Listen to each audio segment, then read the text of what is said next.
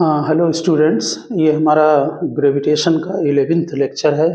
हम इसमें आज कुछ आर्टिकल्स जो हैं, जो कि कॉम्पिटिटिव लेवल के हैं, उनका हम डिस्कशन करेंगे, ठीक है?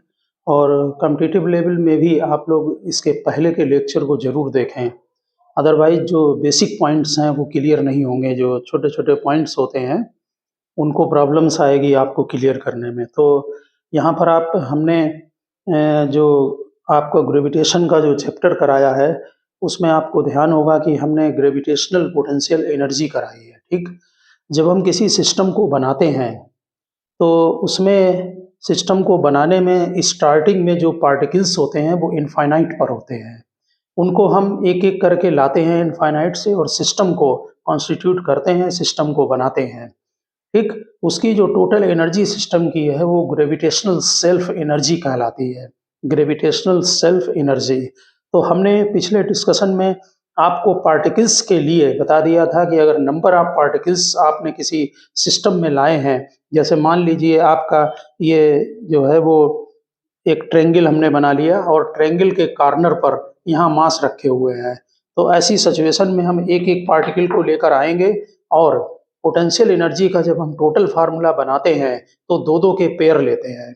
जब स्क्वायर होगा तो 6 पेयर होंगे। हमने नंबर ऑफ पेयर का फार्मूला आपको नोट कराया है, n(n-1/2) होता है, ठीक? यहाँ n नंबर ऑफ पार्टिकल्स हैं। जब स्क्वायर लेंगे तो 6 पेयर बनेंगे, ट्रायंगल लेंगे तो 3 पेयर बनेंगे।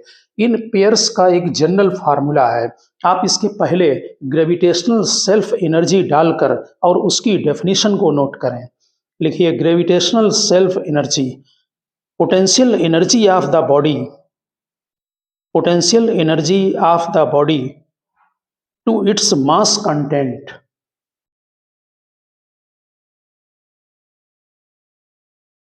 It is equal to the work done in the formation of the body. It is equal to the work done in the formation of the body from infinitesimal fraction of its mass, यानी छोटे छोटे mass के particle, infinitesimal fraction of its mass placed at infinite distance, placed at infinite distance. फिर बोल रहे हैं हमें, heading डालें gravitational self energy, potential energy of the body to its mass content. It is equal to the work done in the formation of the body from infinitesimal fraction of its mass placed at infinite distance, यानी infinite distance पर particle है, उनको लाके system को बनाते हैं। तो for n particles, पहले हम फार्मूला नोट करेंगे फॉर n पार्टिकल्स। ये जनरल फार्मूला है,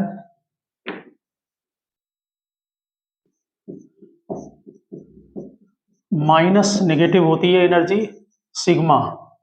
सिग्मा का मतलब सम होता है, वैल्यू डालते जाएंगे, 1/2 लगाएंगे, सिग्मा लगाएं और यहाँ पर जी और नोट कर ले रहे हैं बाहर, कैपिटल जी, ठीक?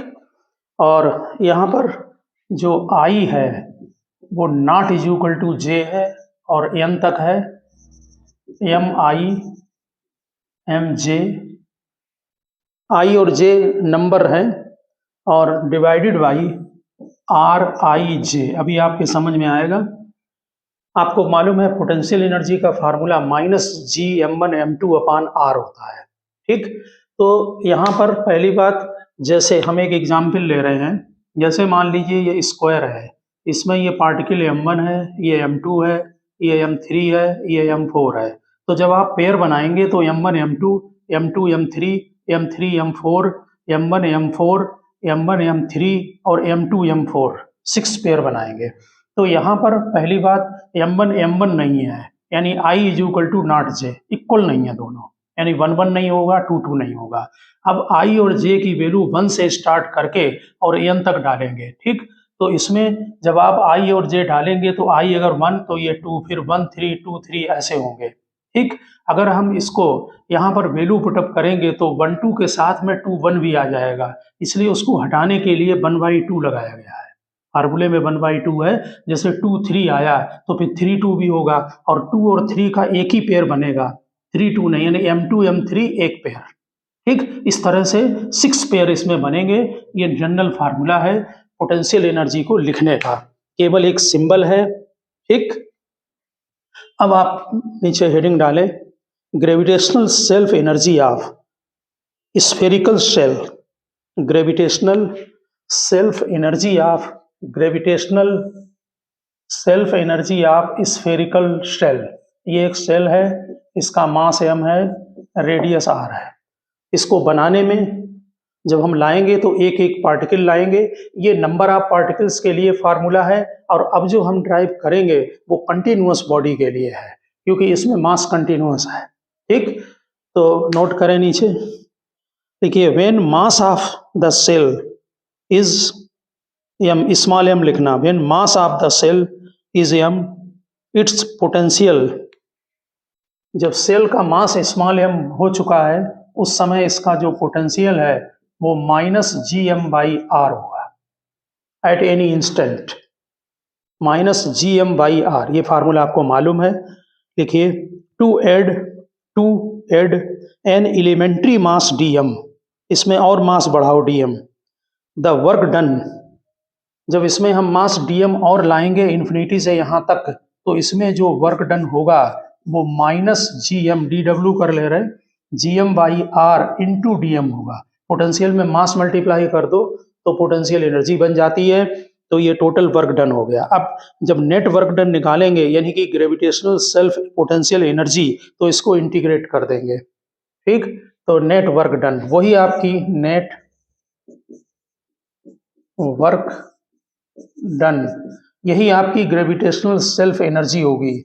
तो -gm/r, इसको इंटीग्रेट कर दो dm का, 0 से कैपिटल M तक, तो ये बन गया फार्मूला -gmm अपान, यहाँ पर जो मास है टोटल बॉडी का वो ये dm है। ठीक, और इसका मास यहाँ पर स्मॉल m वेरिएबल है, यहाँ स्मॉल m वेरिएबल है, ये dm है, तो इसका जब इंटीग्रेट करोगे तो m²/2 हो जाएगा। तो यहाँ पर gm²/2r, ये बन गई आपकी ग्रेविटेशनल सेल्फ एनर्जी, -gm²/2r।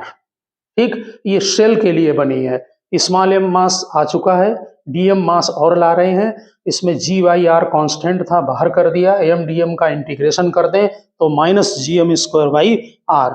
अब लिखें आप gravitational self energy of solid sphere, gravitational self energy of solid sphere. Solid sphere में क्या करते हैं कि पहले एट एनी इंस्टेंट, जैसे ये कोई सॉलिड स्फीयर है, इसकी रेडियस r है, इसी eight any instant x distance पर एक स्फीयर बन चुका है। अब अगली लेयर हम इसमें ला रहे हैं जिसका कि मास dm है। तो पहले जो सिस्टम तैयार हो चुका है ये वाला, इतना, जिसकी की रेडियस हमने x ली है, इसका मास निकालें। टोटल बॉडी का मास कैपिटल M ले लें, तो mass of sphere of radius r, radius x radius का मास निकालें इतने का। तो टोटल मास m में डिवाइड कर दें 4/3πr3 और इसमें मल्टीप्लाई कर दें 4πx3, तो ये बन गया mx³ डिवाइडेड बाई r³। ये मास हमने निकाल लिया, जो आप सिस्टम को बना चुके हैं ये उसका मास है। अब इसकी वजह से पोटेंशियल निकालेंगे सरफेस पर। लिखिए, potential on the surface, potential on the surface of sphere of radius x। तो पोटेंशियल का फार्मूला आप ऑलरेडी जानते हैं, यानी कि जो हमने ये स्फीयर x का बना लिया है, इसका पोटेंशियल -gm' अपान, यहाँ पर फार्मूले में x होता है, -gm/r, याद है, तो -gm' अपान x, इसमें m' की वैल्यू पुटअप कर दे रहे हैं, तो ये -gm, एक x कट जाएगा, x² अपान r³, ये बन गया। आप इसमें m' की वैल्यू पुटअप कर दें तो -gm अपान r³ इंटू x²। अब लिखें वर्क डन, सिस्टम एक ही है डेरिवेशन का, work done in bringing the shell, work done in bringing the shell of D X, वो डी एक्स डिस्टेंस की, ऑफ मास डी एम, ये डी एक्स की layer ये वाली जिसका कि मास डी एम है, इसको लेकर आ रहे हैं। तो ऐसे में जो वर्क डन होगा वो डी डब्ल्यू, ठीक, पोटेंशियल लें और जो मास लेकर आए हैं उसको मल्टीप्लाई कर दें, ठीक। तो minus G M X square upon R cube into D M, D M की वैल्यू चेक करें, इस लेयर का मास, तो लेयर का मास वॉल्यूम इंटू डेंसिटी लगा सकते हैं आप। वॉल्यूम इसका आप जो है वो इनर साइड का जो होगा वो जो वॉल्यूम आएगा आपका वो अंदर अंदर का एरिया इंटू थिकनेस, तो एरिया अंदर का कितना होगा 4 pi X square, 4 pi X square, thickness D X, ये बन गया वॉल्यूम। इसमें डेंसिटी मल्टीप्लाई कर दें, बाद में डेंसिटी को हटा दिया जाएगा। अगर टोटल मास आप हम देखेंगे तो 4/3 पाई आर क्यूब इंटू डेंसिटी होगा। ये टोटल मास कैपिटल एम है बॉडी का, स्फेरिकल बॉडी का। यहाँ से बाद में डेंसिटी को हटा देंगे, फिलहाल डीएम की वैल्यू यहाँ पर पुटअप कर दें आप, तो D W minus G M X square upon R cube, इसमें मल्टीप्लाई कर दें डीएम को, तो 4 pi X square D X into rho, ठीक। अब नेचुरल है, आप समझ चुके होंगे कि नेट वर्क डन निकालेंगे तो इसको इंटीग्रेट कर देंगे, ठीक। तो सभी पैरामीटर को बाहर लिख दिया जाए, कैपिटल जी आर क्यूब मास और 4 पाई रो, कैपिटल जी आर क्यूब मास 4 पाई रो, ये सभी बाहर, अंदर एक्स स्क्वायर और एक्स स्क्वायर मिलकर एक्स पावर 4 डी एक्स, और देख लेना टर्म 4 पाई है, रो है बाहर, जी एम बाहर, आर क्यूब बाहर, और इसको इंटीग्रेट कर दें 0 टू कैपिटल आर, ठीक। तो यहाँ से डी डब्ल्यू वी डब्ल्यू बन जाएगा, ये नेचुरल है कि एक्स पावर 5/5 आएगा, ठीक। यहाँ से डेंसिटी की वैल्यू को इसमें पुटअप कर दें, तो नेचुरल है कि जो टर्म है ये आर क्यूब खत्म हो जाएगा, 4 पाई खत्म हो जाएगा, तो ये नेचुरल है कि कैपिटल एम के टर्म्स में आंसर आ जाएगा। यहाँ पर लिख दें, इसे इक्वेशन नंबर 1 डालें, यहाँ लिख दें put value of rho by equation 1, आप वैल्यू डालकर देख लेना, इक्वेशन 1 से वहाँ से वैल्यू रो की पुटअप करें, तो ये जो ग्रेविटेशनल सेल्फ एनर्जी बनती है ये -3/5 G M square upon -3/5 G M square upon R आ रही है, जैसे उसमें आर है तो वैसे यहाँ पर भी -GM स्क्वायर अपान आर, मैंने डायरेक्ट वैल्यू लिख दी है। यही आपकी ग्रेविटेशनल सेल्फ एनर्जी होगी और यही सॉलिड स्फीयर की पोटेंशियल एनर्जी है, -3/5 GM स्क्वायर अपान आर, ठीक है, -3/5। तो आप समझ गए होंगे कि ग्रेविटेशनल सेल्फ एनर्जी को हम कैसे कैलकुलेट करेंगे, ठीक। अब इसके बाद देखिए, जो हमारा ये सिस्टम होता है जिसमें हम ग्रेविटेशन का फार्मूला पढ़ते हैं कि Gm1m2 अपान आर स्क्वायर, इस फार्मूले के अंदर जो मास होता है वो हम बॉडी का मास डालते हैं, लेकिन इसमें प्रैक्टिकली जो है वो इफेक्टिव मास होता है।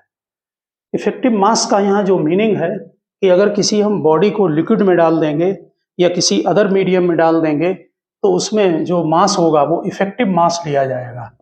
तो आप हेडिंग डाल देना effective mass, F = G m1 dash m2 dash upon R square. ये कोई भी कंटेनर के अंदर हमने मान लीजिए ये लिक्विड भर दिया है और इसमें ये 2 स्फेरिकल बॉडी हैं, एक का मास m1 है, दूसरे का m2 है, डिस्टेंस यहाँ पर r है। तो नोट करें m1 डैश क्या है और m2 डैश क्या है।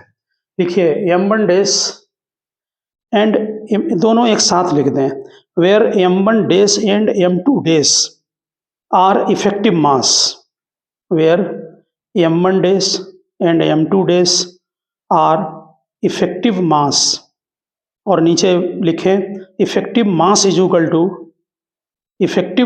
Equal to mass of body minus mass of displaced liquid, mass of body minus mass of displaced liquid, क्योंकि जब कोई बॉडी लिक्विड के अंदर होगी तो वो लिक्विड को डिस्प्लेस करेगी, तो बॉडी का मास और जो लिक्विड उसने डिस्प्लेस किया है उसका मास, वो इफेक्टिव मास है। ठीक, अब अगर मान लो 2 पॉइंट नोट करें नीचे, अगर m1 days into m2 days greater than 0 है, यानी कि पॉजिटिव है। देखिए अगर ये वाटर है और ये सॉलिड स्फीयर है आयरन वगैरह के, तो नेचुरल है कि m1 डेज पॉजिटिव होगा, क्योंकि हटाए गए जो लिक्विड है उसका मास कम होगा, और m2 डेज भी पॉजिटिव होगा। ऐसी कंडीशन में ये दोनों पॉजिटिव आएंगे। ठीक, तब ये ग्रेटर देन 0 होगा यहाँ पर। ठीक, अगर मान लीजिए हम इन दोनों की जगह एयर बबल ले लें, ये एयर और ये भी एयर, तो मास m1 डेज भी निगेटिव होगा, क्योंकि लिक्विड की डेंसिटी ज़्यादा होती है, तो जो मास लिक्विड का होगा वो ज़्यादा होगा, तो m1 डेज भी निगेटिव होगा और m2 डेज भी निगेटिव होगा। ऐसी कंडीशन में जो m1 डेज और m2 डेज हैं वो दोनों निगेटिव आएंगे, तब भी ये दोनों मिलकर ग्रेटर देन 0 होंगे, इसका मतलब पॉजिटिव होगा। और जब m1 डेज m2 डेज लिख दो ग्रेटर देन 0 हैं, तो इसमें फोर्स ऑफ अट्रैक्शन लगेगा, यहाँ पर लिख दें, जो कि जनरल में है फोर्स ऑफ अट्रैक्शन, यानी कि अगर ये दोनों सॉलिड स्फीयर हैं तब भी अट्रैक्शन होगा, अगर दोनों एयर बबल हैं तो तब भी अट्रैक्शन होगा। लेकिन अगर m1 days into m2 days less than 0 है, यानी एक सॉलिड स्फीयर और दूसरा एयर बबल, एक सॉलिड स्फीयर दूसरा एयर बबल, ऐसे में एक पॉजिटिव होगा दूसरा निगेटिव होगा, तब ये लेस देन 0 आएगा। तो यहाँ पर फोर्स ऑफ रिपल्सन लगता है, फोर्स ऑफ रिपल्सन, यानी कि अगर वाटर के अंदर एयर बबल होंगे तो वो पास पास आएंगे, लेकिन अगर एक सॉलिड स्फीयर और एयर बबल होगा तो उनमें रिपल्सन होगा, यानी वो दूर हट जाएंगे। ठीक, तो नीचे नोट कर लें ये बात कि 2 air bubble in water attract each other, 2 air bubble in water attract each other. ठीक, तो छोटा सा पॉइंट है, ध्यान रखना इस चीज को। अगर इसकी जगह पर कोई सॉलिड स्फीयर और अगर वो होगा आपका एक एयर बबल हो और दूसरा सॉलिड स्फीयर हो, तो ऐसी कंडीशन में ये जो दोनों होंगे वो आपस में रिपेल करेंगे। ठीक, अब आप यहाँ पर हेडिंग डालें reduced mass system, reduced mass system. देखिए जब हम सन के अबाउट प्लेनेटरी मोशन की स्टडी करते हैं, ये सिस्टम कई जगह काम में आता है, और कॉम्पिटिटिव के लिए आपको रेड्यूस्ड मास सिस्टम का पता होना जरूरी है। देखिए जब सन और कोई और प्लेनेट की हम स्टडी करते हैं तो सन का मास बहुत ज़्यादा है, इसलिए हम सन को रेस्ट में मानकर और तब मानकर चलते हैं कि प्लेनेट उसके चारों तरफ रिवॉल्व कर रहा है। लेकिन प्रैक्टिकली क्या होता है कि जैसे मान लीजिए ये सन है और यहाँ पर ये प्लेनेट है, ठीक है, इनका अगर हम सन का मास भी इंक्लूड कर लें तो इन दोनों का जो सीएम होगा, इस सीएम के अबाउट सन भी सर्कुलर मोशन करता है। ठीक, और प्लेनेट भी इस सीएम के अबाउट, यानी कि प्लेनेट और सन के बीच में जो सीएम आएगा उसके अबाउट ये भी सर्कुलर मोशन करता है, और यही बाइनरी स्टार सिस्टम भी है। इसमें जब सन यहाँ पर होगा तो सीएम यहाँ होगा और प्लेनेट फिर यहाँ पर होगा। ठीक, एक का मास हमने m1 ले लिया, दूसरे का मास m2 ले लिया है, इसकी डिस्टेंस r1 और इसकी डिस्टेंस r2 ले ली है। ठीक, हम सन को रेस्ट में मानकर तब स्टडी करते हैं अब तक, तो नोट करें। देखिए, in motion of a planet around the sun, in motion of a planet around the sun we have assumed the mass of the sun to be too large in comparison to the mass of planet. Under such situation, the sun remains stationary and the planet revolve around the sun. If, however, masses of the sun and planets are comparable and mass of the sun is also to be considered, then both of them revolve around their CM with same angular velocity same रहती है, but different linear speed in the circle of different radii. जैसे यहाँ पर एक r1 radii है और दूसरा r2 radii है। The center of mass remains stationary. We have the following equation under this condition. तो हम कौन कौन सी इक्वेशन यूज करेंगे? एक तो सेंटर ऑफ मास वाली, m1r1 is equal to m2r2। ठीक, आप समझ गए होंगे, आपने टू पार्टिकल सिस्टम में CM में ये फार्मूला लगाया था।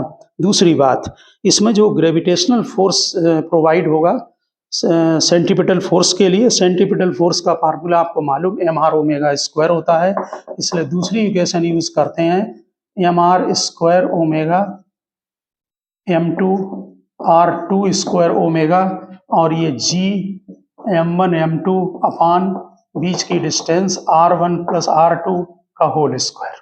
यानी ये ग्रेविटेशनल फोर्स का हमने फार्मूला लगा दिया है और उसको सेंटीपिटल फोर्स के इक्वल कर दिया। ये आपका फार्मूला जो है वो mr ओमेगा स्क्वायर है, सॉरी,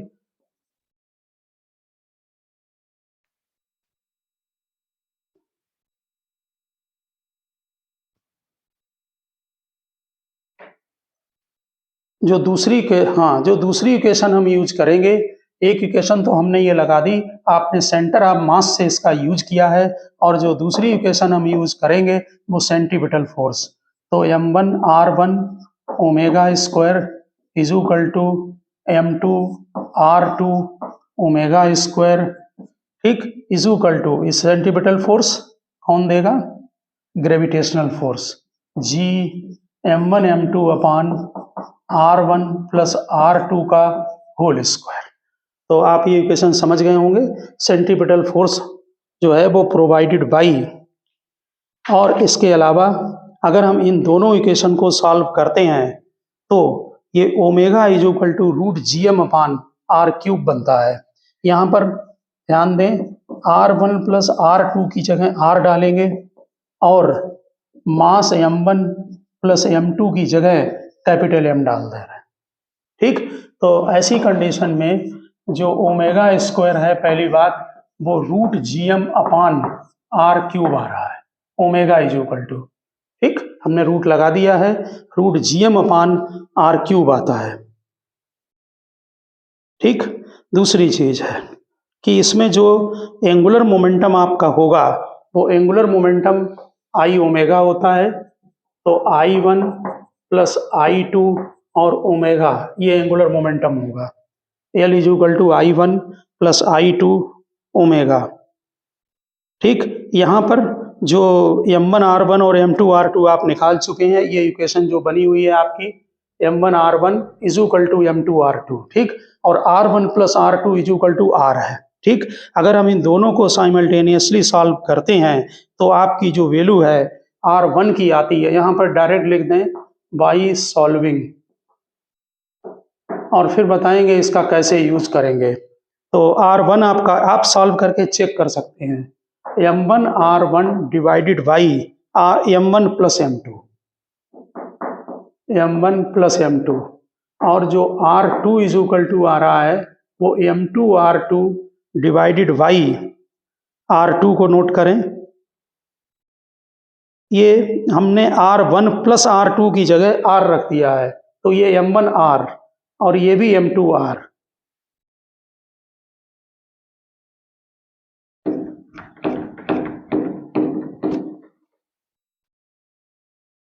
हाँ, अगर हम इन इक्वेशंस को जो है वो सॉल्व करते हैं तो यहाँ पर R1 और R2 का कैलकुलेशन करते हैं और R1 प्लस R2 की जगह हम इसमें R अगर पुटअप करते हैं, सिंपली वहाँ से R1 की वैल्यू निकालिए और इसमें पुटअप कर दीजिए, ठीक है ना?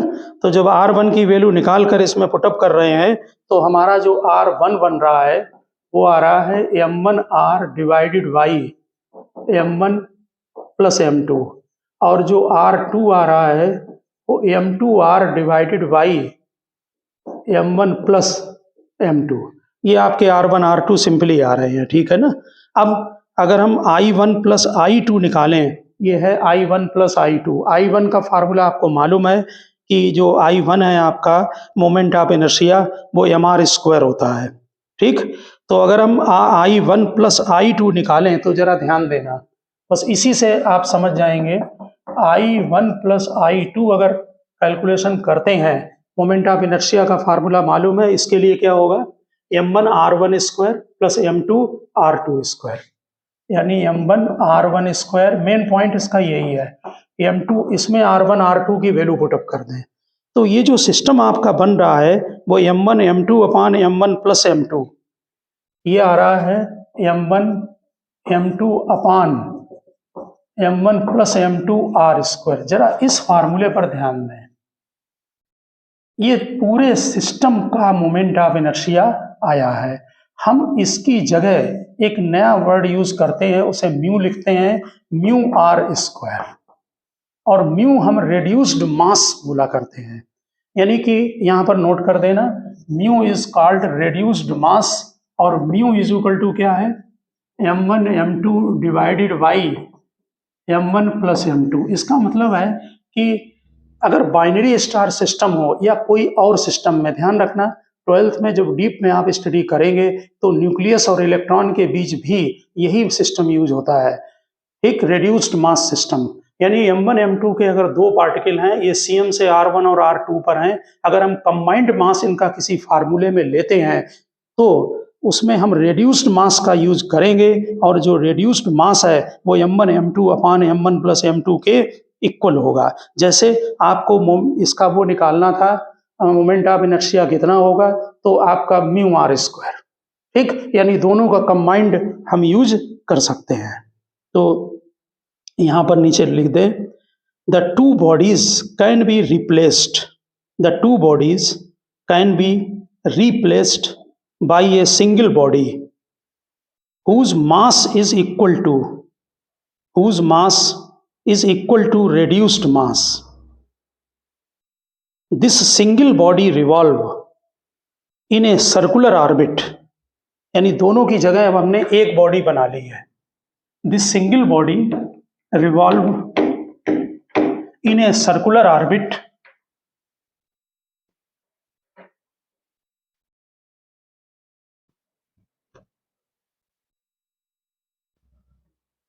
of radius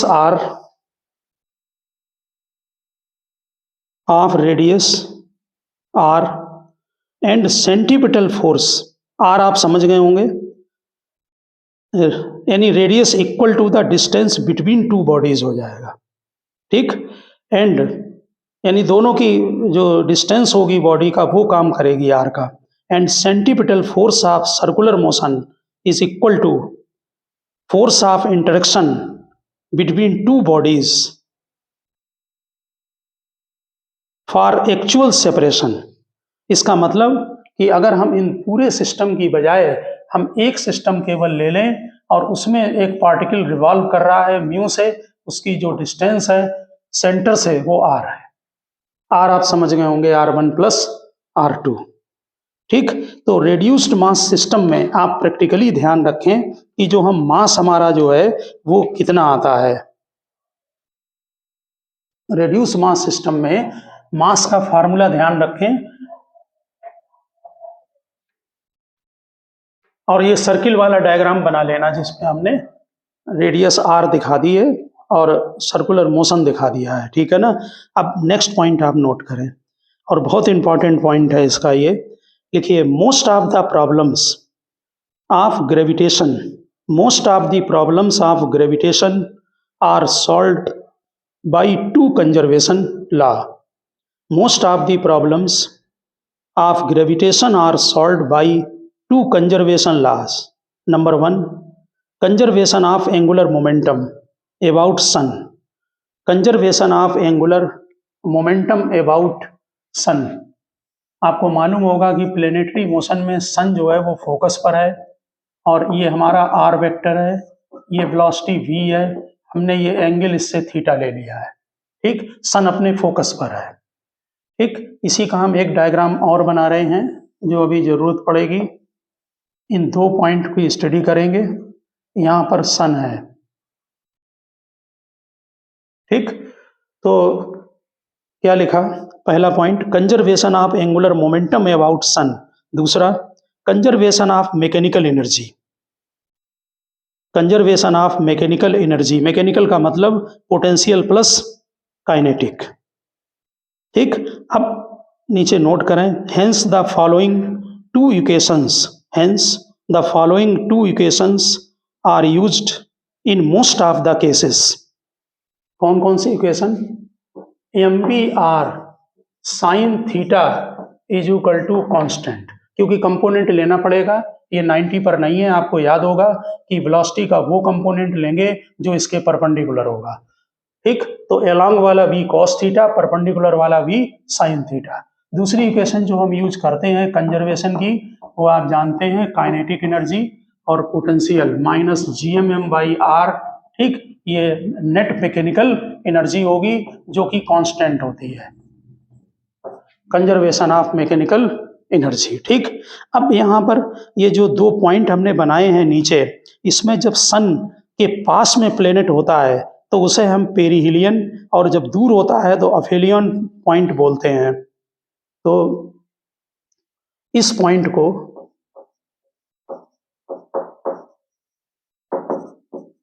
perihelion, PERIHELION, PERIHELION,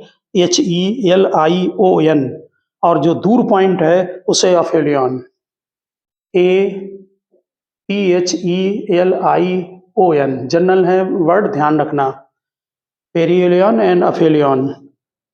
ठीक, इन दोनों पॉइंट पर नीचे लिखिए, at aphelion and perihelion theta is equal to 90, जो कि आपको दूर से दिख रहा है। इन दोनों पॉइंट पर जो थीटा होगा, क्योंकि वेलोसिटी ये होगी, ये वेलोसिटी यहाँ पर होगी, ये VP लिख दे रहे हैं, ये VA लिख दे रहे हैं। ठीक, इन दोनों पॉइंट पर जो थीटा है वो 90 डिग्री है। तो ऐसे कंडीशन में हम simply MBR is equal to constant का यूज करेंगे, क्योंकि साइन 90 1 हो गया। ठीक, तो नीचे लिख दें, at aphelion and perihelion position theta is equal to 90, we can use MBR is equal to constant. ठीक, लिखिए, further mass of the planet also remains constant. Mass तो कांस्टेंट रहेगा, इसलिए m को भी हटा दिया, तो हमारा फार्मूला यहाँ पर बन गया। अगर ये डिस्टेंस को हम r1 ले लें और इसको R2 ले लें, बल्कि यहाँ पर हम RP लिख रहे हैं, और ये डिस्टेंस हम लिख दे रहे हैं RA, अफेलियन वाली। ठीक है, तो ऐसी कंडीशन में आपका जो वेलोसिटी है VP RP is equal to VA और RA हो जाएगी। आपको नेचुरल मालूम है कि ये जो डिस्टेंस है ये यहाँ से ज़्यादा है, तो यहाँ पर जो वेलोसिटी है वो कम होती है, यानी VA लेस देन VP होता है, जो कि आपको पहले भी आप केपलर के सेकंड लॉ में प्रूव कर चुके हैं कंजर्वेशन ऑफ एंगुलर मोमेंटम में, कि जब प्लेनेट सन के पास में आता है तो उसकी वेलोसिटी बहुत ज़्यादा हो जाती है। इसमें जो है, जब हम इलिप्स में कोई स्टडी करते हैं तो आपको मालूम है कि हमने आपको इसेंट्रिसिटी वर्ड बताया था, और इसेंट्रिसिटी आप मैथ में पढ़ेंगे भी। तो अगर हम इसेंट्रिसिटी को काउंट करते हैं, ये हमारी डिस्टेंस यहाँ से यहाँ तक RA है, ये डिस्टेंस RP है, तो इसमें जो आपने ये इक्वेशन बनाई हैं अब तक, एक कंजर्वेशन ऑफ एंगुलर मोमेंटम और दूसरी कंजर्वेशन ऑफ मैकेनिकल एनर्जी, इस कंडीशन में RA की जो वैल्यू आती है, यानी जो लार्ज डिस्टेंस है अफेलियन में, वो A1 प्लस E आती है, E इसेंट्रिसिटी है, और पेरिहिलियन में जो वैल्यू आती है वो A1 माइनस E आती है। ठीक, तो अगर हम इसकी हेल्प लें और दूसरी mvr is equal to constant की हेल्प लें, यानी इस इक्वेशन की, तो वेलोसिटी जो मिनिमम आती है, मिनिमम वेलोसिटी कहाँ पर होगी, वो va है, यानी अफेलियन पर है। ठीक, तो ये root gm upon a bracket में 1 माइनस ई अपान 1 प्लस ई आती है, और यहाँ पर स्पीड ज़्यादा होती है, तो ये आपकी स्पीड p पर है, ये हमने लिख दिया है, मैक्सिमम स्पीड है, ये आती है root gm upon a in bracket 1 plus E divided by 1 minus E. ठीक, और अगर हम टोटल एनर्जी निकालते हैं इस समय, तो फार्मूला वैसा ही बनता है -gmm अपान 2a, लेकिन यहाँ ध्यान रखना और नोट कर लें, जो a है स्मॉल, वो सेमी मेजर एक्सिस है, a है सेमी मेजर एक्सिस। ठीक, आपने जब वेलोसिटी निकाल दी है, तो आप मैक्सिमम काइनेटिक एनर्जी और मिनिमम काइनेटिक एनर्जी का रेशियो भी निकाल सकते हैं। मैक्सिमम काइनेटिक एनर्जी कहाँ होगी, पेरिहीलियन पर, और मिनिमम कहाँ होगी, अफेलियन पर। वेलोसिटी आपको मालूम है, तो आप मैक्सिमम काइनेटिक और अगर मिनिमम काइनेटिक एनर्जी का रेशियो निकालते हैं, यानी कि के मैक्स अपान के मिनिमम, तो ये 1 plus E divided by 1 minus E का होल स्क्वायर बनेगा जाकर। ठीक, तो क्या ध्यान रखेंगे इसमें, एक तो ये दो पॉइंट पेरिहीलियन और अफेलियन पॉइंट ध्यान रखें। ठीक, दूसरा, जितने भी प्लेनेटरी मोशन के क्वेश्चन होंगे, हम टिपिकल क्वेश्चन कराएंगे, तब आप उसमें ध्यान देना कि ये दो ही इक्वेशन मोस्टली यूज होती हैं, कंजर्वेशन ऑफ एंगुलर मोमेंटम और कंजर्वेशन ऑफ मैकेनिकल एनर्जी। ठीक, अगर हम इसेंट्रिसिटी को फिनोमिना में लेते हैं, तो फिर ये डिस्टेंस यहाँ पर, ये यहाँ पर सेमी मेजर एक्सिस है, 1 प्लस ई डिवाइड, और यहाँ पर 1 माइनस ई आता है। इनके टर्म्स में अगर सॉल्व करते हैं, तो वेलोसिटी मिनिमम और मैक्सिमम ये आती हैं आपकी। ठीक है, इसेंट्रिसिटी की अगर इसमें वैल्यू डाल दी जाए, तो आपकी वेलोसिटी जो है वो दोनों पोजीशन पर कैलकुलेट हो सकती है। ठीक है ना, तो हमने आज आपको एक तो maximum height attend bye the projectile, दूसरी एक रेड्यूस्ड मास सिस्टम कराया है। ठीक है ना, आप इसी में यहाँ पर जरा एक और पॉइंट नोट कर दें कि अगर मान लीजिए प्लेनेट और सन बिल्कुल इसी की तरह हैं, जैसे हमने ये टोटल एनर्जी कैलकुलेट की है, कितनी आई है, -gmm अपान 2a, यहाँ पर a क्या है, सेमी मेजर एक्सिस है। तो अगर प्लेनेट और सन दोनों r1 और r2 डिस्टेंस से, बिल्कुल वही सिस्टम है, एक ये प्लेनेट है, ये सन है, और नेचुरल है कि सन के पास cm होगा, इसके अबाउट अगर ये दोनों सर्कुलर मोशन कर रहे हैं, इसका मास अगर m1 है, इसका मास अगर m2 है, तो इसकी जो टोटल एनर्जी सिस्टम की होगी, वो बिल्कुल इसी फार्मूले से, ध्यान रखें क्योंकि हमने इसको यहाँ से इसे ड्राइव किया है, वो -gm1m2 अपान 2a होगी। a क्या होता है, सेमी मेजर एक्सिस। ठीक, नेगेटिव आएगी, सिस्टम बाउंड होगा। तो हमने आपको रेड्यूस मास सिस्टम, एनर्जी और मैक्सिमम, हाँ, इसमें हम एक आर्टिकल आपका ले रहे हैं कि अगर किसी अर्थ के सरफेस से किसी बॉडी को हम प्रोजेक्ट कर दें, तो वो कितना टाइम लेगा अपनी एक पर्टिकुलर हाइट h तक पहुंचने में।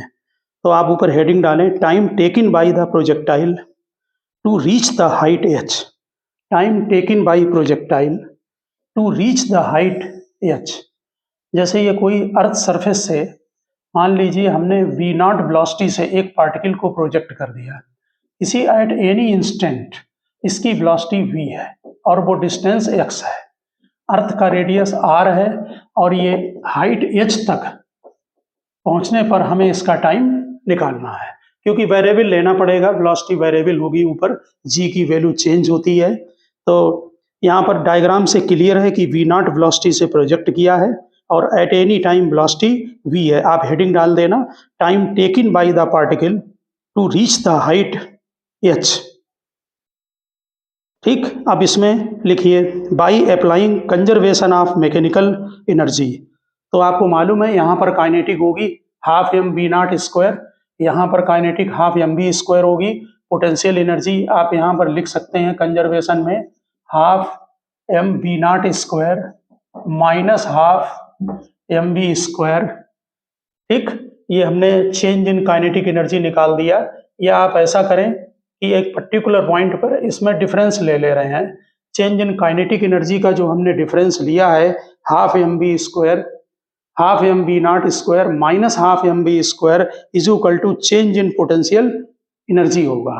तो ये जो चेंज इन पोटेंशियल एनर्जी आता है इसका फार्मूला हम ऑलरेडी आपको करा चुके हैं, mgh upon 1 plus H over R. ये नेगेटिव में यहाँ पर आएगा mgx upon 1 plus X over R. आप यहाँ पर पहले फार्मूला नोट करेंगे, पहले इसको लिखना half M B naught square minus G M M over R is equal to at any instant kinetic energy, यहाँ पर half M B square minus G M M upon R plus X. तो natural है कि आप इसको यहाँ पर इधर ले आएंगे और ये वाला पार्ट आपका उस तरफ चला जाएगा, ठीक है ना। यहाँ पर हम इसको सॉल्व करके देख ले रहे हैं इस इक्वेशन को। यहाँ पर kinetic half M B square है, पोटेंशियल है, हाईएस्ट पॉइंट पर काइनेटिक और प्लस पोटेंशियल। तो half M V naught square minus half M B square, इसको राइट में ले जाएं तो G M M upon R minus G M M upon R plus, ये नेगेटिव में रहेगा, इसको इधर हम पॉजिटिव ले आए हैं और ये पॉजिटिव हो जाएगा। यहाँ पर जी एम एम को कॉमन ले लें तो 1 अपान आर और ये 1 अपान आर प्लस एक्स हो जाएगा। तो ये जी एम एम यहाँ पर आर और आर प्लस एक्स, ठीक, इसका एलसीएम ले लें तो R plus X minus R, ये दोनों कैंसिल हो गए और जीएम की जगह आपको हमने बताया था हमेशा जी आर स्क्वायर आप कहीं पर भी पुटअप कर सकते हैं, तो जीएम की जगह जी आर स्क्वायर रख दें, ठीक। तो ये फार्मूला आपका तैयार हो जाएगा, आर से डिवाइड कर दें, यहाँ पर पॉजिटिव आ रहा है, ठीक। तो अब इससे हम बी को लिखेंगे फार्मूले को। तो जब बी आप लिखेंगे तो ये टर्म राइट को जाएगा, ये इधर आकर निगेटिव हो जाएगा, अब इसमें माइनस टर्म आ जाएगा। तो वेलोसिटी को हम डायरेक्ट यहाँ पर नोट कर रहे हैं, ये velocity v is equal to आपका आ रहा है minus 2gx divided by 1 plus X over R. आप समझ गए होंगे नेगेटिव क्यों आएगा, क्योंकि यहाँ पर ये वाला टर्म जब आपका लेंगे हम v लेना चाह रहे हैं वेलोसिटी, तो ये टर्म इधर आकर नेगेटिव हो जाएगा, मास कैंसिल हो जाएगा स्मॉल m और प्लस v नॉट स्क्वायर, ठीक। इसमें करना ये है कि जब वेलोसिटी आपने एट एनी इंस्टेंट निकाल ली है, ये एट एनी इंस्टेंट वेलोसिटी है, तो आप v की जगह वेलोसिटी डिक्रीज होगी minus D X by D T put up करेंगे। तो यहाँ पर लिख दें नीचे put v is equal to minus D X by D T, ठीक। उसके बाद आप समझ गए होंगे एक वेरिएबल x है और दूसरा वेरिएबल टाइम का वेरिएबल है, दोनों तरफ इंटीग्रेट कर दें और इंटीग्रेट करके तब हम आप टाइम का कैलकुलेशन करेंगे, जिसको कि हम प्रॉपर वे में यहाँ नोट कर दे रहे हैं। यानी कि अगर आप किसी बहुत ज़्यादा वेलोसिटी से किसी पार्टिकल को प्रोजेक्ट करते हैं तो काइनेमेटिक्स की इक्वेशन लगाकर आप टाइम का कैलकुलेशन नहीं करेंगे, ठीक है। उसका प्रॉपर चैनल में कैलकुलेशन करेंगे तो इंटीग्रेशन 0 टू h, हाइट 0 से h तक minus D X divided by, और एक माइनस आपका ऑलरेडी यहाँ पर D X by D T का माइनस आएगा और एक माइनस इसके अंदर है, minus 2gx 1 plus X over R plus V naught square is equal to D T, ये 0 टू t, इसको आप सॉल्व करेंगे इंटीग्रेट करके। यहाँ से यहाँ लिख दीजिए we can find time by integration on both sides. तो ध्यान रखना कि इसमें चैप्टर में जब किसी बहुत ज़्यादा वेलोसिटी से किसी पार्टिकल को प्रोजेक्ट करेंगे तो कंजर्वेशन ऑफ मैकेनिकल एनर्जी लगाकर एक पर्टिकुलर पॉइंट पर वेलोसिटी कैलकुलेट करें और v की जगह minus D X by D T डालकर और तब आप टाइम का कैलकुलेशन करें, ठीक। तो ओके स्टूडेंट, हमने आज आपको कई आर्टिकल कराए हैं, जिसमें एक तो ये टाइम वाला है, दूसरा अफेलियन और पेरिहेलियन पॉइंट पर हमने आपको वेलोसिटी का कैलकुलेशन कराया है इसेंट्रिसिटी के टर्म्स में, ठीक। तो इन सभी आर्टिकल्स को आप ध्यान रखना, नेक्स्ट आर्टिकल में हम कॉम्पिटिटिव लेवल के न्यूमेरिकल को है सॉल्व कराएंगे। ओके, मिलते हैं नेक्स्ट लेक्चर में।